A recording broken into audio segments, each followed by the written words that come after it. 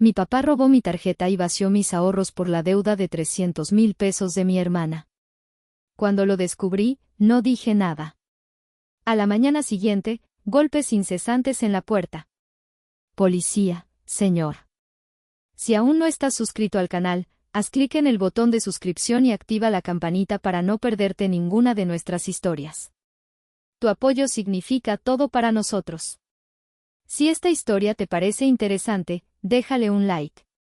También me encantaría saber de qué ciudad eres, déjanos el nombre de tu ciudad en los comentarios.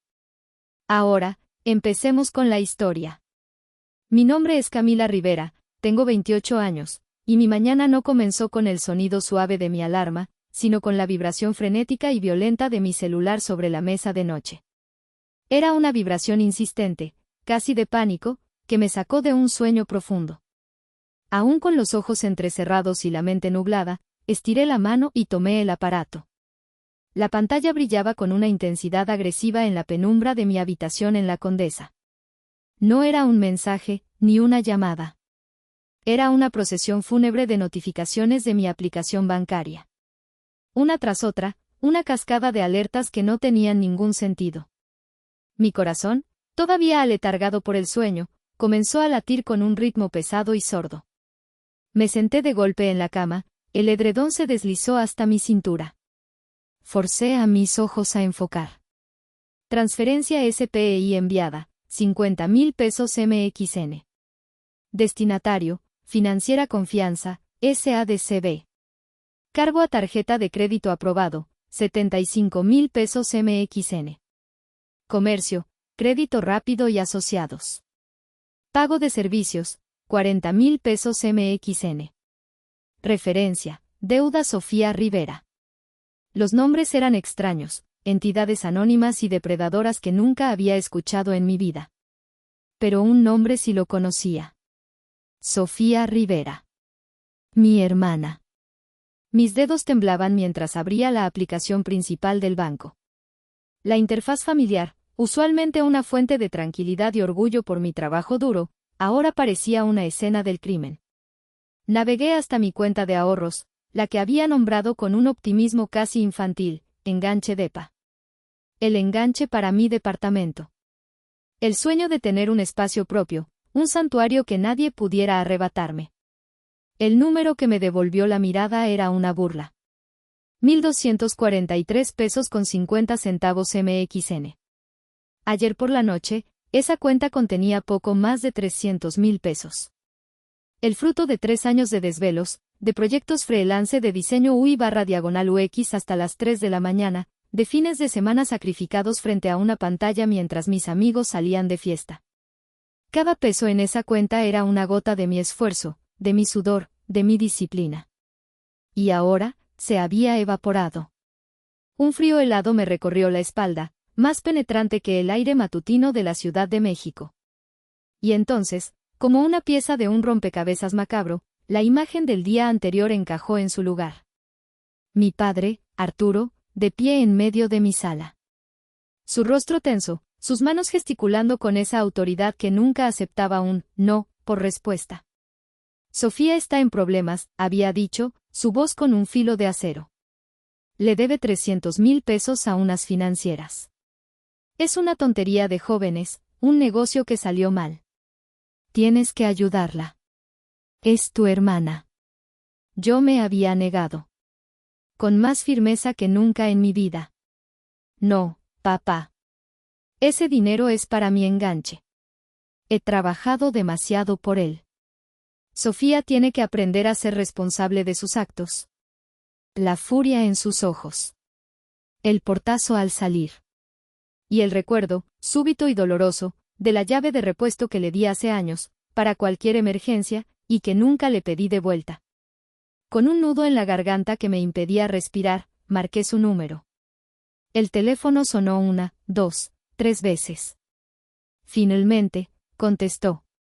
Su voz no era la de un ladrón culpable, sino la de un patriarca molesto por ser interrumpido. ¿Qué quieres, Camila? Es temprano.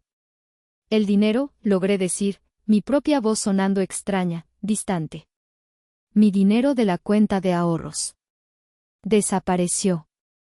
Y hay pagos a nombre de Sofía. Hubo un silencio. No fue un silencio de sorpresa, sino de deliberación. Pude casi oír los engranajes en su cabeza buscando la justificación perfecta. Es por el bien de la familia, Camila, dijo al fin, con un tono condescendiente que me revolvió el estómago. ¿Acaso quieres que todos en el club y en la familia se rían de nosotros porque tu hermana está endeudada? Teníamos que proteger nuestro nombre. ¿Nuestro nombre?, susurré, incrédula. Era mi futuro. Era mi seguridad. Comencé a llorar. No eran sollozos fuertes, sino un llanto ahogado, impotente. Y entonces, escuché un forcejeo y la voz de mi madre, Elena, inundó la línea. Su tono era meloso, un veneno cubierto de miel. ¡Ay, mi hija! Eres tan fuerte. Tú puedes recuperarlo. Tu hermana es frágil. Ella no sobreviviría a esta humillación. Pero mamá, supliqué. No seas dramática, Camila. Siempre haciendo todo sobre ti. Ya está hecho. Ahora compórtate como la hija adulta y responsable que se supone que eres. Y colgó. El pitido monótono del teléfono cortado fue el sonido más solitario que había escuchado en mi vida. Me quedé sentada en la cama, el celular aún en mi mano, temblando en el silencio ensordecedor de mi departamento. No solo me habían robado mi dinero. Me habían robado mi sueño, mi confianza, y la última pizca de esperanza que tenía en ellos. Me quedé inmóvil, sentada al borde de la cama, por lo que parecieron horas. El sol de la mañana comenzaba a filtrarse por las persianas, dibujando rayas de luz sobre la alfombra, pero yo no sentía su calor. Un vacío gélido se había instalado en mi pecho, un agujero negro que absorbía todo el aire, toda la luz. No era la primera vez que sentía esta punzada de injusticia, esta sensación de ser invisible a los ojos de mi propia familia. Simplemente, esta era la herida más grande, la más profunda, la que finalmente había hecho que todo el dolor acumulado a lo largo de los años se desbordara. Mi mente, como si se negara a procesar el presente, huyó hacia el pasado. Se abrió una puerta en mi memoria y entré a lo que yo llamaba mi museo personal de la injusticia. Una colección de momentos, de exhibiciones, que habían definido mi lugar en la familia Rivera. La primera exhibición apareció con una claridad dolorosa, las dos quinceañeras. Vi a mi yo de 15 años, parada torpemente en la sala de nuestra casa. Llevaba un vestido sencillo, color lavanda, que habíamos comprado en una tienda departamental. Mi fiesta fue una carne asada en el patio trasero con mis tíos y primos. El pastel era de un supermercado. Discúlpanos, mija, me dijo mi papá, dándome una palmada en la espalda que se sintió más como un empujón. Ahorita las cosas están un poco apretadas. Yo asentí y sonreí, porque era lo que siempre hacía. Porque era la hija, comprensiva. 3 años después, el museo me mostró otra escena. El salón de fiestas, Los Cerezos, con sus candelabros de cristal y sus mesas vestidas de satén. Sofía, mi hermana, parecía una princesa de cuento de hadas con su vestido ampón de diseñador. Había un grupo de mariachis, seguido de un DJ que tocó hasta las 3 de la mañana. Escuché a mi padre, exultante, decirle a uno de mis tíos mientras sostenía una copa de whisky: tuvimos que pedir un pequeño préstamo, compadre, pero ¿qué no hace uno por su princesita? Sophie se merece lo mejor. Yo estaba sentada en una mesa al fondo, con un vestido prestado, sintiendo como la palabra, apretadas, de 3 años atrás se me clavaba en el corazón como un trozo de vidrio. La escena cambió. Ahora el olor no era de pastel, sino de antiséptico. La exhibición se llamaba La apendicitis solitaria. Yo, con 26 años, en una cama de hospital. El dolor en mi abdomen era agudo, punzante. El doctor me había dicho que necesitaba una cirugía de emergencia. Mi primer instinto fue llamar a mi madre. Mamá, me tienen que operar, le dije, mi voz temblorosa por el miedo y el dolor. Hubo un suspiro al otro lado de la línea. Un suspiro de fastidio. Ay, Camila. Qué inoportuna. justo ahora estoy por llevar a tu hermana a la embajada para su cita de la visa. Se va a Europa un mes, ¿recuerdas? No puedo dejarla sola. Eres una mujer adulta, seguro puedes manejarlo. Y lo manejé. Regina, mi mejor amiga, canceló una junta importante para venir a cuidarme. Me trajo caldo de pollo y me ayudó a caminar por los pasillos. Recuerdo haber visto a otras pacientes con sus madres a su lado, y sentí una soledad tan vasta y profunda que me dolió más que la incisión de la cirugía. Apareció un recuerdo más pequeño, pero igual de afilado. La exhibición, la laptop compartida. Tenía 19 años y había trabajado todo el verano como mesera en un Vips para comprar mi primera MacBook. Era mi herramienta sagrada para la carrera de diseño. La cuidaba como si fuera un tesoro.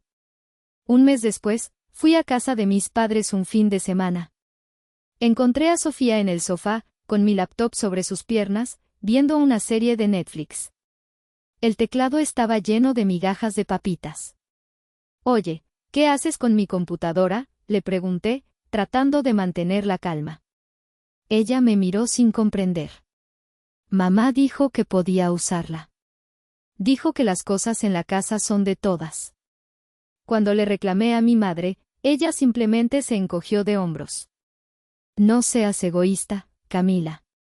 Es solo una cosa material. Tu hermana estaba aburrida. Cada recuerdo era una capa más de la misma verdad.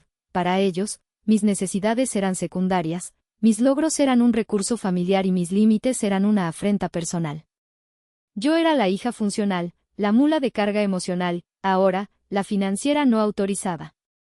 Me levanté del suelo. Mis piernas se sentían débiles, pero mi resolución se endurecía. Caminé hacia la ventana y miré los edificios de la Condesa, la vida de la ciudad pulsando ajena a mi catástrofe personal. Ya no había lágrimas. La tristeza se estaba enfriando, cristalizándose en algo más duro, más afilado. Se estaba convirtiendo en rabia. Una rabia fría y lúcida. Ellos habían abierto las puertas de mi museo personal por última vez. Ahora, era mi turno de mostrarles una nueva exhibición. Una que se llamaría Consecuencias. Después de la avalancha de recuerdos, un silencio pesado se instaló de nuevo en mi departamento. Me senté en el sofá, abrazando mis rodillas contra el pecho. Y en ese silencio, una voz insidiosa, una que conocía muy bien, comenzó a susurrar en mi cabeza. Era la voz de mi madre, internalizada a lo largo de 28 años de condicionamiento. Y si tienen razón, pensó una parte de mí, una parte que odiaba pero que no podía acallar del todo. ¿Y si estoy siendo egoísta? Es mi familia. Sofía es mi hermana. Quizás debería haber ayudado desde el principio. Quizás esto es mi culpa por ser tan terca, tan individualista. La palabra individualista la escuché con el tono de reproche de mi padre. Para él, era uno de los peores insultos. La duda era un veneno lento. Me hizo cuestionar mi propia realidad. ¿Estaba exagerando? ¿Estaba siendo la dramática de la que mi madre siempre me acusaba? Por un instante, la programación de toda una vida casi gana la batalla. La culpa, esa herramienta de manipulación tan efectiva, comenzó a hundir sus garras en mí. Sentí un impulso nauseabundo de tomar el teléfono, de llamar y decir, está bien. Olvidémoslo. Lo resolveremos. Fue entonces, en ese precipicio de rendición, que mi celular sonó. No era la vibración de pánico de las notificaciones bancarias, sino el tono familiar que le había asignado a una sola persona. Regina. Dudé en contestar. No quería que escuchara la debilidad en mi voz. Pero algo más fuerte que mi vergüenza me hizo deslizar el dedo por la pantalla. Camila, dijo su voz, clara y directa. ¿Estás bien? Te mandé un mensaje hace una hora y no contestaste. Me estaba preocupando. Y eso fue todo lo que necesité.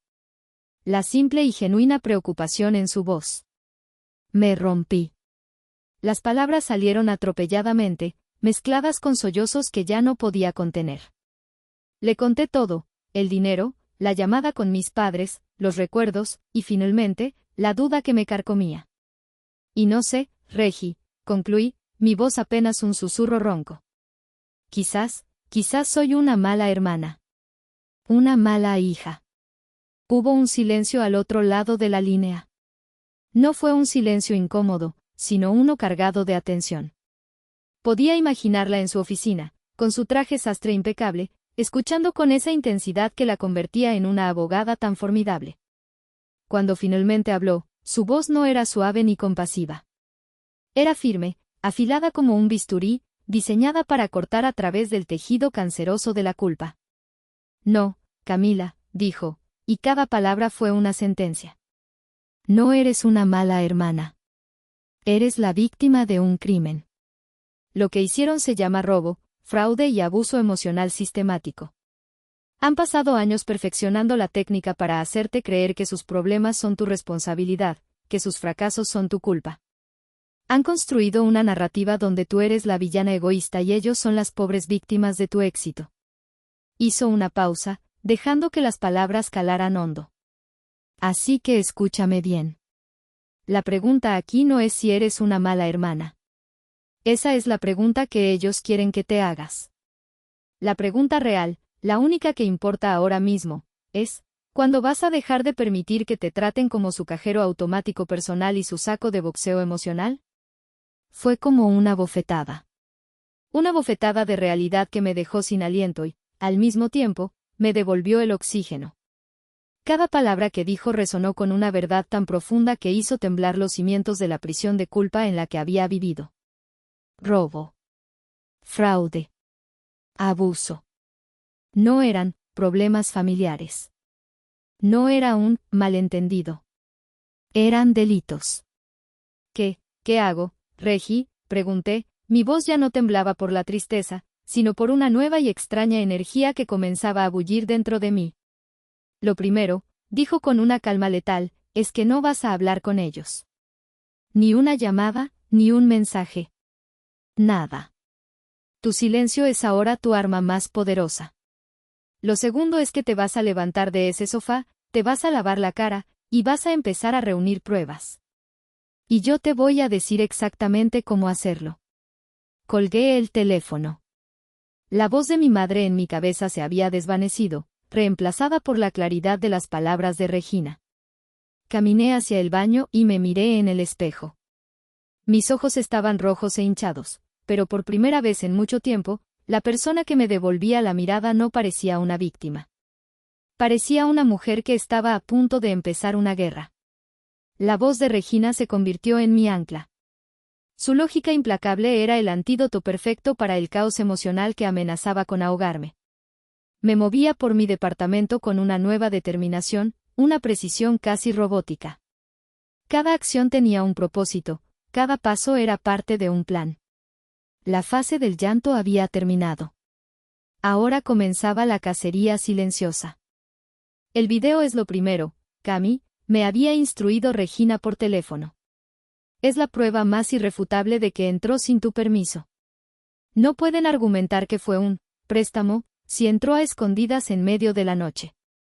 Me puse unos jeans y una sudadera, me recogí el pelo en una coleta apretada y bajé a la recepción de mi edificio.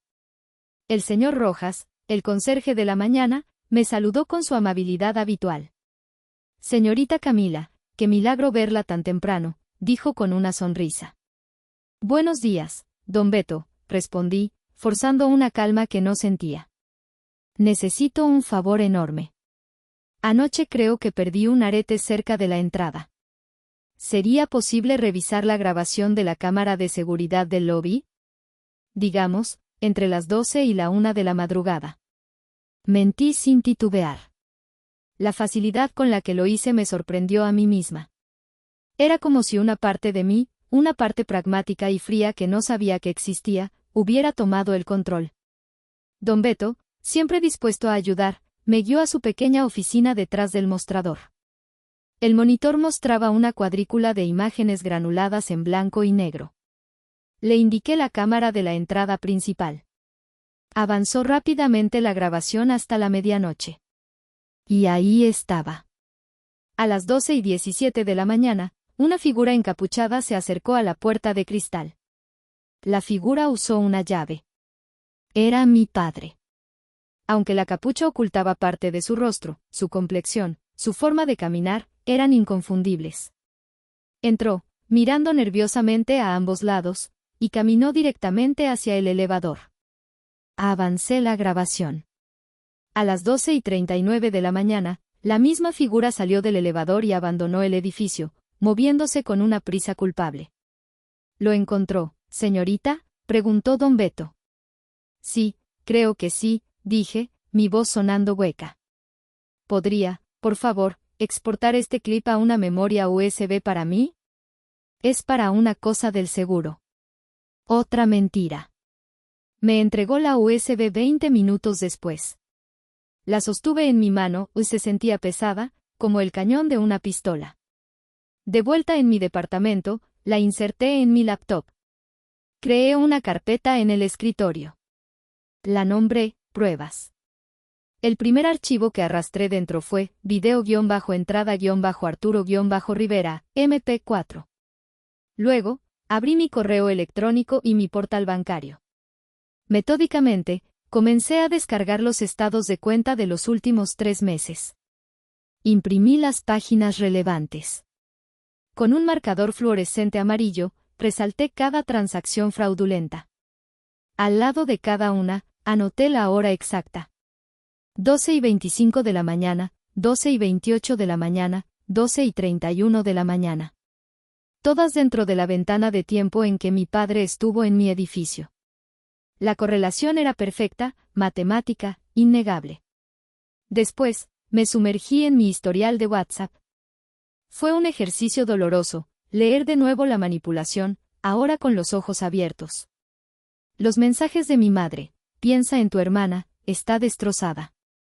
Los de mi padre, un pequeño sacrificio por la familia no es nada. Hice capturas de pantalla de cada uno, recortando cuidadosamente cualquier cosa irrelevante.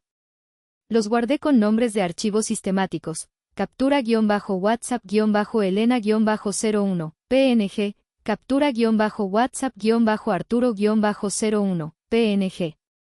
Cada archivo añadido a la carpeta, pruebas, era como colocar un ladrillo en un muro. Un muro que me separaba de ellos, de su influencia, de su control. Ya no era solo una hija herida. Era la arquitecta de mi propia defensa. Estaba construyendo un caso, no solo legal, sino moral. Un argumento irrefutable de que lo que habían hecho no era un error, sino una traición calculada. La carpeta en mi escritorio digital se sentía como mi fortaleza. Y yo apenas estaba comenzando.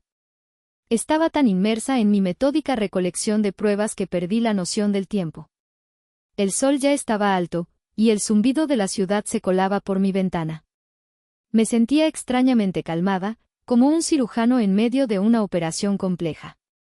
La emoción estaba contenida, guardada bajo llave para poder funcionar. Fue en ese estado de concentración casi clínica que cometí el error de buscar una distracción. Abrí Instagram.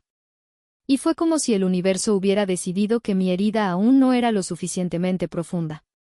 Lo primero que vi fue una nueva publicación de mi hermana, Sofía. La foto era un cliché andante de la felicidad prefabricada. Estaba sentada en la terraza de Pujol, el restaurante de Enrique Olvera, un lugar al que yo misma solo había soñado con ir. Sostenía un cóctel exótico adornado con una flor de bugambilla, y sonreía a la cámara con una expresión de satisfacción radiante. El fondo mostraba el elegante patio del restaurante, un oasis de lujo en el corazón de Polanco. Pero no fue la foto lo que me hizo soltar el teléfono como si quemara. Fue el texto que la acompañaba. A veces, los sacrificios familiares son la bendición más grande. Destellos agradecida por mi increíble familia que siempre mueve cielo y tierra para apoyar mis sueños. Deuda saldada, a lo que sigue. Cohete almohadilla familia es todo almohadilla bendecida almohadilla nuevos comienzos. Leí las palabras una y otra vez. Sacrificios familiares. La palabra resonaba en mi cabeza, burlona y cruel. Mi sacrificio. Mi dinero. Mis noches sin dormir. Mis sueños de un hogar propio, de seguridad, de paz. Todo eso había sido empaquetado y etiquetado como un sacrificio familiar, para financiar su almuerzo de celebración en uno de los restaurantes más caros del mundo. Sentí una oleada de náusea. La rabia fría que había sentido antes se transformó en un fuego blanco y abrasador. Esto no era solo un robo. No era solo una traición. Era un borrado. Era como si yo no existiera. Mi esfuerzo, mi identidad, habían sido completamente consumidos y excretados como un hashtag de agradecimiento en las redes sociales. Estaban celebrando mi ruina, brindando con mi futuro.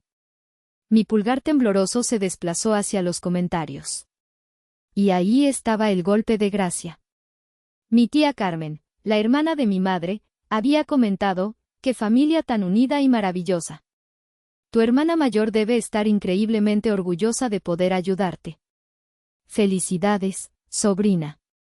Orgullosa. La palabra me golpeó con la fuerza de un puñetazo. Me imaginaron sentada en mi departamento, sonriendo con orgullo mientras ellos despilfarraban mi dinero.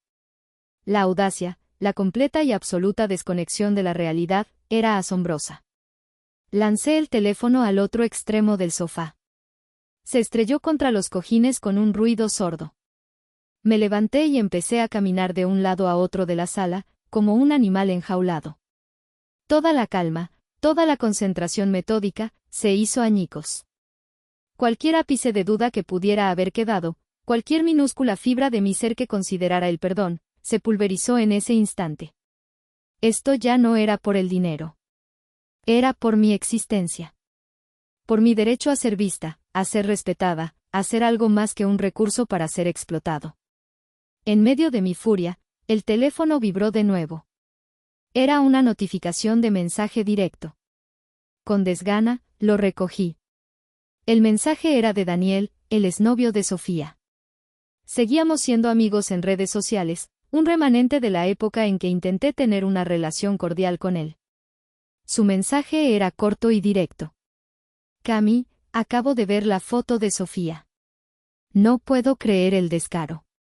Literalmente anoche estaba en una fiesta presumiendo con sus amigas que su papá ya tenía un plan para sacarle el dinero a la hermana amargada y tacaña. Leí el mensaje. Y una calma helada descendió sobre mí de nuevo. El fuego blanco se apagó, dejando tras de sí un núcleo de hielo. Hice una captura de pantalla del mensaje de Daniel. Lo guardé en la carpeta, pruebas, con el nombre, testimonio-intención-Sofía, PNG. Ya no había ninguna duda. No fue un acto desesperado. Fue un complot. Fui el objetivo de un plan fríamente calculado. Y mi hermana no solo era la beneficiaria, era una conspiradora activa. La publicación de Instagram no fue un error. Fue una declaración de victoria. Y acababa de entregarme el arma final que necesitaba para asegurarme de que fuera la última victoria que celebraran a mi costa. Llamé a Regina. No le dije hola. Simplemente le leí en voz alta la publicación de Sofía y luego el mensaje de Daniel. Hubo un largo silencio al otro lado de la línea. Cuando Regina finalmente habló, su voz era peligrosamente suave. Bien. Esto cambia las cosas. Ya no es solo robo. Con esto, podemos argumentar premeditación, alevosía y ventaja. Podemos hundirlos, Camila. Tenemos suficiente para ganar, ¿verdad?, pregunté, mi voz sonando monótona. Ganar es un hecho, respondió ella. Con el video y los estados de cuenta, ya teníamos un caso sólido. Con los mensajes de Sofía, tenemos un caso blindado. Iremos al Ministerio Público mañana. Asentí, aunque ella no podía verme. No. No todavía. Como que no, la voz de Regina recuperó su filo habitual. Hay que actuar mientras están confiados. No quiero solo ganar, Regi, dije, y las palabras salieron de un lugar profundo y oscuro dentro de mí. Quiero que entiendan. Quiero arrancar este problema de raíz. Quiero que sea la última vez que le hacen algo así a alguien. Voy a ir a Puebla. Hubo otra pausa. ¿Puebla? ¿A qué vas a ir a Puebla? A ver a mi tío Mateo, respondí. Regina conocía la historia familiar fragmentada que yo le había contado a lo largo de los años. Sabía de la existencia de un tío, hermano de mi padre, con el que la familia no se hablaba desde hacía más de una década. La versión oficial, la que mi padre siempre contaba en las reuniones familiares con un suspiro de mártir, era que Mateo era un idealista irresponsable, que había perdido el dinero de la familia en un negocio tonto, y que, por orgullo, se había alejado. Camila, no creo que sea el momento de buscar más drama familiar, me advirtió Regina. No es drama. Es una corazonada, insistí. Si mi padre fue capaz de hacer esto, ¿qué le impide haber hecho algo similar antes? Necesito saber. Colgué antes de que pudiera intentar disuadirme. No era una decisión lógica, era visceral. Necesitaba entender el origen de la podredumbre. El viaje de 2 horas y media por la autopista hacia Puebla fue un borrón. Puse música, pero las canciones eran solo ruido de fondo para el torbellino de mis pensamientos. Cada kilómetro que me alejaba de la Ciudad de México se sentía como un paso hacia un pasado desconocido. ¿Qué encontraría en Puebla? ¿Un hombre resentido que confirmaría la versión de mi padre?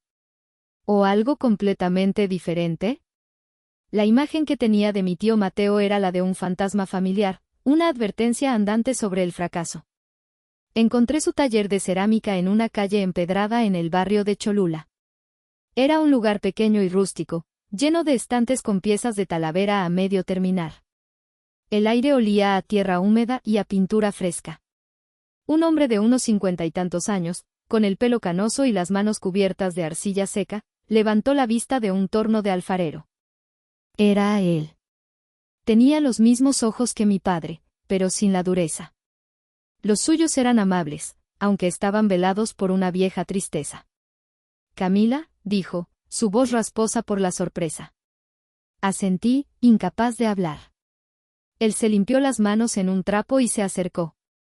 Me miró fijamente, y fue como si viera 18 años de historia no contada en mi rostro.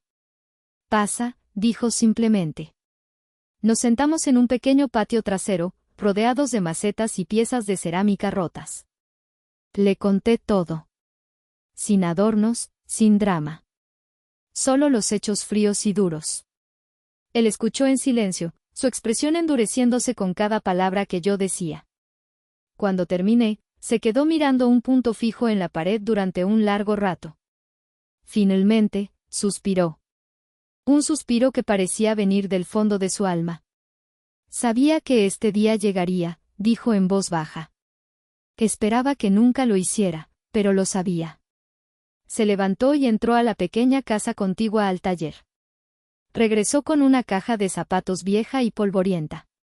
La puso sobre la mesa entre nosotros y la abrió.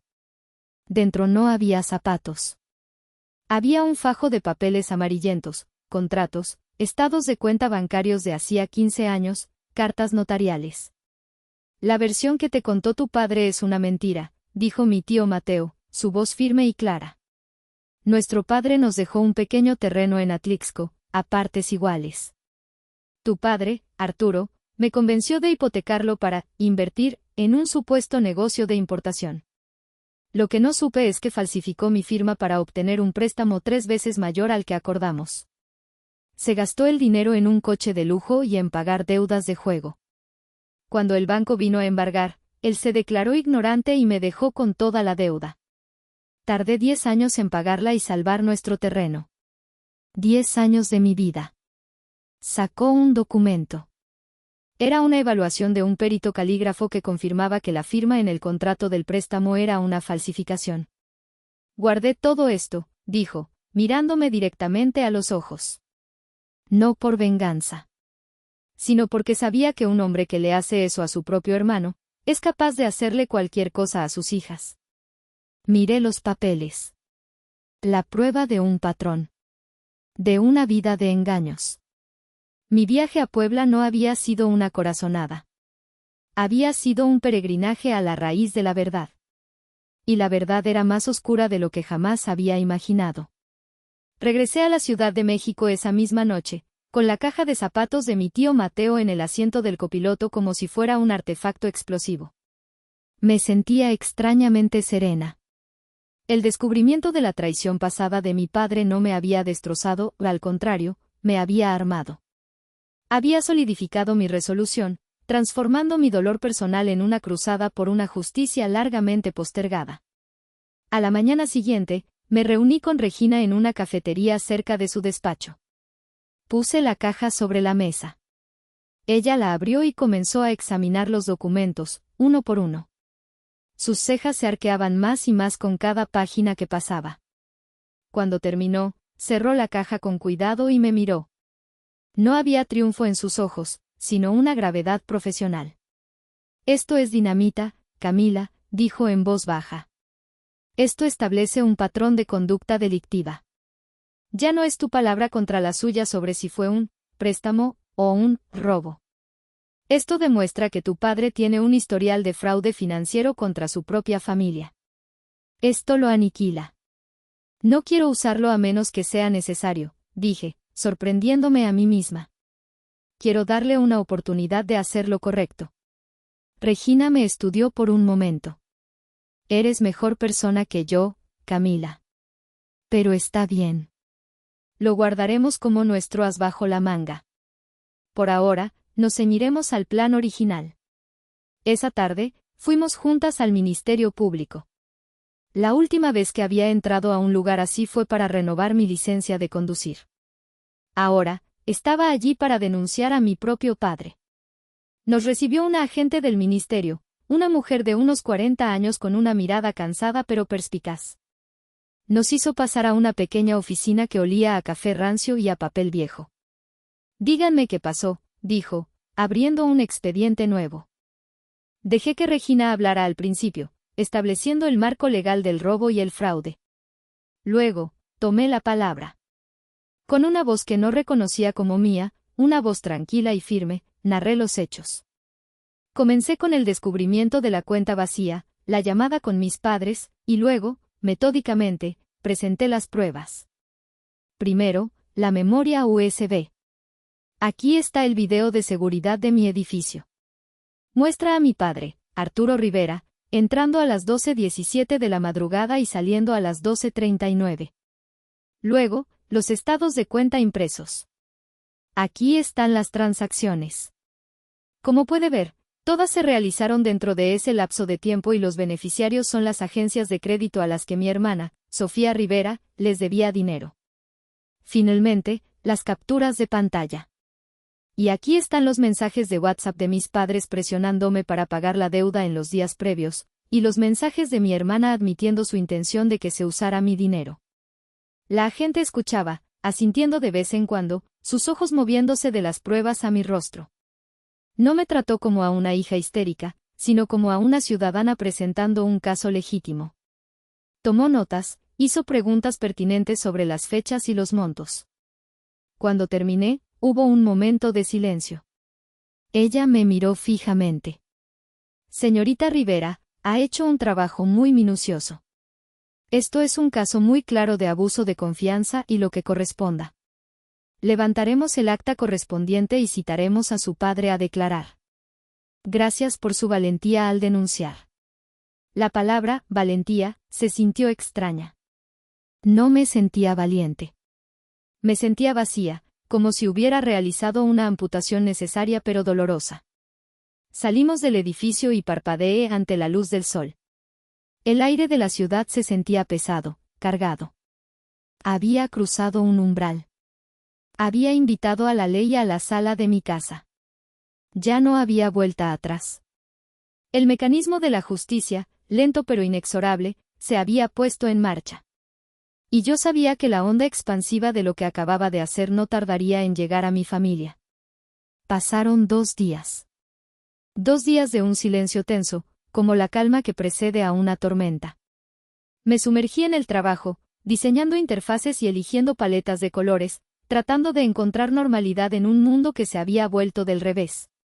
Cada vez que mi teléfono sonaba, mi corazón daba un vuelco.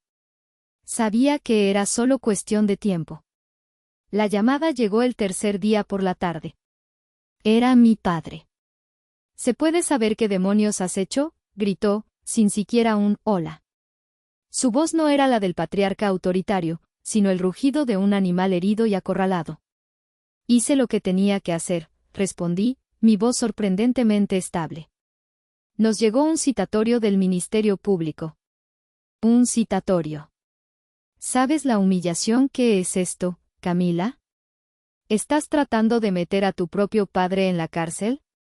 Todo por un maldito dinero que de todas formas ibas a recuperar. No era solo dinero, papá. Era mi dinero. Y no lo tomaste prestado, lo robaste. Hay una diferencia. Insolente, bramó. Después de todo lo que hemos hecho por ti, ¿así es como nos pagas? Llamando a la policía, como si fuéramos unos delincuentes. Eres igual que tu tío Mateo, un traidor a tu propia sangre. La mención de mi tío me envió una descarga de adrenalina. No te atrevas a mencionarlo, dije, mi voz bajando a un susurro gélido. Tú no tienes ningún derecho a hablar de traición. Colgué. Me temblaban las manos, pero me sentía extrañamente fortalecida. Su ira era la confirmación de que había hecho lo correcto. Había golpeado donde más le dolía, no en su billetera, sino en su ego, en su fachada de hombre honorable. Pero la ofensiva apenas comenzaba. Una hora después, el teléfono sonó de nuevo. Era mi tía Carmen. Camila, soy yo, tu tía, dijo, su voz cargada de una urgencia dramática. Tu madre me llamó, está destrozada, no para de llorar. ¿Cómo pudiste hacerle esto? ¿Denunciar a tu propio padre? Es una locura. La ropa sucia se lava en casa, sobrina. Tienes que retirar esa denuncia ahora mismo. Piensa en la familia. La famosa familia. Esa entidad abstracta que siempre se usaba como arma para justificar cualquier abuso. Tía, la interrumpí, mi paciencia agotándose. La familia no me dio permiso para robarme mis ahorros. Este asunto ya no está en mis manos. Está en manos de la ley. Pero qué ley ni qué nada. Es tu padre, chilló ella. Eres una malagradecida, una egoísta. Tu hermana está sufriendo por tu culpa. Mi hermana está sufriendo las consecuencias de sus propias decisiones, al igual que papá, dije, y antes de que pudiera responder, colgué y bloqueé su número. El asalto continuó a través de WhatsApp.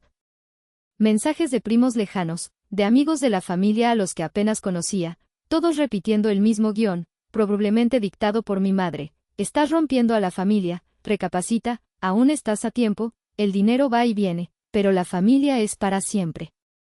Era un ejército de monos voladores, como los llamaba Regina. Enviados para atacarme, para hacerme dudar, para aislarme y presionarme hasta que cediera.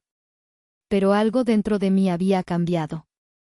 Cada mensaje, cada llamada, ya no me hería. Al contrario, reforzaba mi convicción. No estaban preocupados por la familia. Estaban aterrorizados por el escándalo. Aterrados de que la fachada perfecta de los Rivera se agrietara y todo el mundo viera la disfunción que había debajo. Bloqueé cada número, uno por uno, sin responder. Construí un muro digital de silencio. Ellos estaban acostumbrados a que yo absorbiera su drama, a que yo cediera ante su presión. Pero esa Camila ya no existía. Se había quedado atrás, en el suelo de su departamento, la mañana en que vio su cuenta bancaria en ceros. La mujer que sostenía el teléfono ahora era una extraña para ellos. Y estaba a punto de demostrarles cuán extraña podía llegar a ser. Si llegaste hasta esta parte del video, significa que realmente te interesó la historia. Cuéntame en los comentarios qué opinas, escribe el número 1 para saber que estás aquí o dime desde qué parte de tu país me estás viendo. También puedes dejar cualquier pregunta y la responderé. Al día siguiente, mi padre, dándose cuenta de que la presión emocional no estaba funcionando, contrató a un abogado. Recibí una llamada de Regina por la tarde. Tenemos contacto, dijo, con un tono que mezclaba diversión y seriedad. Me llamó un tal licenciado Morales. Un dinosaurio de la vieja escuela. Empezó con un discurso sobre la importancia de la unidad familiar y terminó sugiriendo que la señorita Rivera probablemente estaba reaccionando de forma exagerada, y que deberíamos resolver esto con una disculpa sincera y un plan de pagos flexible. Me reí, pero fue una risa sin alegría. Un plan de pagos. Claro. Como si yo fuera Coppel. Exactamente, dijo Regina. Lo dejé hablar. Y ahora, es nuestro turno de responder. Voy a redactar un correo electrónico. Será nuestro ultimátum. Me envió el borrador una hora después. Era una obra de arte de la intimidación legal. El lenguaje era frío, preciso y brutal. No había espacio para la ambigüedad. El correo, dirigido al licenciado Morales, establecía que sus clientes, Arturo y Sofía Rivera, tenían dos y solo dos opciones, a elegir en un plazo improrrogable de 72 horas. Opción A, el acuerdo. Arturo Rivera realizaría una transferencia inmediata por el monto total de 300,000 pesos MXN a la cuenta de Camila Rivera. No en pagos. No en promesas. En una sola exhibición.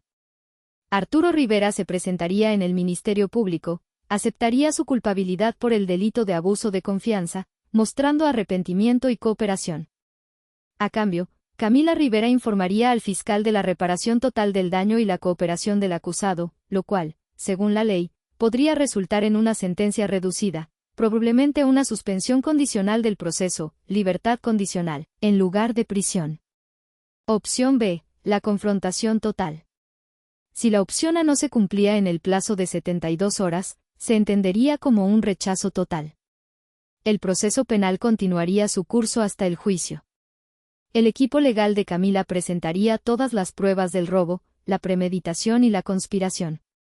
Y aquí venía la genialidad de Regina, la daga envenenada que sabía que mi padre no podría ignorar. Añadió una cláusula final, adicionalmente, y en vista de la falta de ética demostrada, nos veremos en la obligación de presentar un segundo conjunto de pruebas, relacionadas con un fraude financiero cometido por el señor Arturo Rivera en el año 2008 contra su hermano, el señor Mateo Rivera. Esta evidencia, que demuestra un patrón de conducta delictiva y fraudulenta en contra de su propia familia, será presentada en el juicio para establecer el carácter del acusado. Simultáneamente, y como un deber cívico, se compartirá un resumen de estos hallazgos con los socios comerciales actuales del señor Rivera, para que puedan reevaluar adecuadamente el riesgo de mantener relaciones de negocio con un individuo de su calibre moral. Leí esa última parte 2 veces. Era un misil nuclear. No solo amenazaba con la cárcel, sino con la ruina social y profesional. Atacaba directamente el pilar sobre el que mi padre había construido toda su identidad, su reputación. Su preciado, ¿qué dirán? Regina, esto es, empecé a decir. Es exactamente lo que se merece, me interrumpió ella. Le estamos dando una salida. Una salida humillante y costosa, pero una salida. Puede elegir salvar lo poco que le queda de su vida o puede elegir perderlo todo por arrogancia. La decisión es suya. Envíalo, dije sin dudar. Regina presionó, enviar. El correo electrónico voló por el ciberespacio, un ultimátum digital que sellaría el destino de mi familia para siempre. El reloj de las 72 horas había comenzado a correr. Las siguientes 48 horas fueron las más largas de mi vida. Cada minuto se estiraba en una eternidad de silencio. No hubo llamadas, no hubo mensajes. Era como si mi familia hubiera desaparecido de la faz de la tierra. La ausencia de comunicación era más aterradora que sus gritos. Significaba que estaban deliberando, que estaban sopesando sus opciones. Significaba que la guerra total era una posibilidad real. En la hora 49, el abogado de mi padre llamó a Regina. Su tono ya no era condescendiente. Era el de un hombre derrotado. Solicitó una reunión en persona para finalizar los detalles del acuerdo. La reunión se programó para el día siguiente en la sala de juntas del despacho de Regina. Era un espacio moderno y minimalista, con paredes de cristal y una larga mesa de caoba. Se sentía como un territorio neutral, pero yo sabía que estábamos jugando en casa. Llegué con Regina 10 minutos antes. No hablamos mucho. Simplemente nos sentamos, una al lado de la otra, mirando la vista de la ciudad desde el piso 20. Cuando la puerta se abrió, entraron los tres. Mi padre, mi madre y Sofía. Parecían más viejos, más pequeños. La arrogancia había sido reemplazada por una capa de resentimiento y miedo. Se sentaron frente a nosotras. Su abogado, el licenciado Morales, comenzó a hablar, tratando de salvar las apariencias. Mis clientes están aquí de buena fe, para resolver este desafortunado malentendido familiar. Mi padre lo interrumpió. Me miró directamente, y por primera vez, vi una grieta en su fachada. Vi a un hombre asustado. Esto es un chantaje, Camila, dijo, su voz un murmullo ronco. Estás usando a mi hermano, estás usando el pasado para destruirme. No, respondí, mi voz tranquila y nivelada. Yo no estoy usando el pasado. El pasado te está usando a ti. Tus acciones pasadas y tus acciones presentes finalmente te alcanzaron. Eso es todo. Comenzó un discurso patético. Un monólogo sobre los sacrificios que había hecho, sobre cómo todo lo que hacía era por amor a la familia. Elena a su lado asentía, con lágrimas en los ojos, una actuación digna de una telenovela. Sofía solo miraba la mesa, mordiéndose las uñas. No los interrumpí. Dejé que se desahogaran, que representaran su última escena del drama que ellos mismos habían escrito. Cuando mi padre finalmente se quedó sin palabras, un silencio pesado llenó la sala. Fue entonces cuando Regina, sin decir una palabra, deslizó una carpeta a través de la pulida superficie de la mesa. No era el expediente completo de mi tío. Era solo una hoja. La primera página del peritaje caligráfico de hacía 15 años, con la firma falsificada de mi tío Mateo y la firma auténtica de mi padre una al lado de la otra, resaltadas en amarillo. Mi padre bajó la vista hacia el papel. Vi cómo el último resquicio de color abandonaba su rostro. Vi cómo sus hombros se hundían, como si el peso de todas sus mentiras finalmente lo aplastara. Miró a mi madre, y en la cara de ella vi la confusión convertirse en una lenta y horrible comprensión. Miró a su abogado, quien simplemente negó con la cabeza, una señal de rendición total. Finalmente, me miró a mí. En sus ojos ya no había ira, ni miedo. Solo había un vacío inmenso. El vacío de un hombre que se ha visto a sí mismo en el espejo por primera vez y ha odiado lo que ha visto. Me levanté de mi silla. Mi trabajo aquí había terminado. Tienen 24 horas para hacer la transferencia, dije, mi voz sin emoción. Regina tiene los papeles que deben firmar. Me di la vuelta y caminé hacia la puerta, sin mirar atrás. No necesitaba hacerlo. Podía sentir el colapso de su mundo a mis espaldas. Y no sentí nada. Ni alegría, ni tristeza, ni venganza. Solo silencio. El bendito y liberador silencio. La transferencia llegó a mi cuenta a la mañana siguiente. 300,000 pesos. Ver el número en la pantalla no me produjo la alegría que esperaba, sino una profunda sensación de cierre. Era el punto final de un capítulo tóxico de mi vida. Mi padre cumplió con el resto del acuerdo. Se declaró culpable y recibió 2 años de libertad condicional y 200 horas de servicio comunitario. La humillación pública fue su verdadera sentencia. Tuvo que vender su preciado auto de lujo para cubrir los honorarios de su abogado y parte del dinero que me devolvió. Los rumores se esparcieron como pólvora entre su círculo de amigos y socios. El respetado Arturo Rivera se convirtió en el hombre que le robó a su propia hija. Su reputación, el pilar de su existencia, quedó hecha cenizas. Sofía fue quizás quien recibió el golpe más duro con la realidad. Sin el colchón financiero de mis padres, quienes tuvieron que recortar drásticamente sus gastos, se vio obligada a dejar el departamento que le pagaban en la Roma y a conseguir un trabajo de verdad. La encontré una vez, por casualidad, trabajando detrás del mostrador de un Starbucks. Nuestros ojos se cruzaron por un segundo. Vi vergüenza en los suyos. Yo no sentí nada. Simplemente pedí mi café y me fui. Su estilo de vida de influencer se había desvanecido. Corté toda comunicación con ellos. Cambié mi número de teléfono. No por odio, sino por autopreservación. Necesitaba un espacio limpio para sanar y reconstruir. 6 meses después de aquella reunión en la oficina de Regina, la vida era diferente. Estaba sentada en la terraza de una cafetería en la colonia Roma, no muy lejos de donde vivía Sofía. Frente a mí estaban Regina y mi tío Mateo, quien había venido de visita desde Puebla. Entre nosotros, sobre la mesa, había una copia de las llaves de mi nuevo departamento. Había usado el dinero devuelto no solo para el enganche, sino también para invertir en un pequeño horno industrial para el taller de mi tío. Juntos, habíamos lanzado una tienda en línea para su cerámica. El negocio estaba floreciendo, y la relación con él se había convertido en el ancla familiar que nunca supe que necesitaba. Regina levantó su taza de café. Por los nuevos comienzos, dijo, sonriendo. Por la justicia y por la familia que se elige, añadió mi tío, sus ojos brillando. Choqué mi taza con las suyas. Me sentía libre. Libre del peso de la culpa, de la obligación, de la búsqueda incesante de una aprobación que nunca iba a llegar. Había perdido una familia, sí, pero había ganado algo mucho más valioso, a mí misma. Cortar lazos con la sangre que te envenena no es un acto de crueldad, es un acto de supervivencia. Es una declaración de que tu paz mental, tu dignidad y tu futuro valen más que una definición anticuada de lealtad.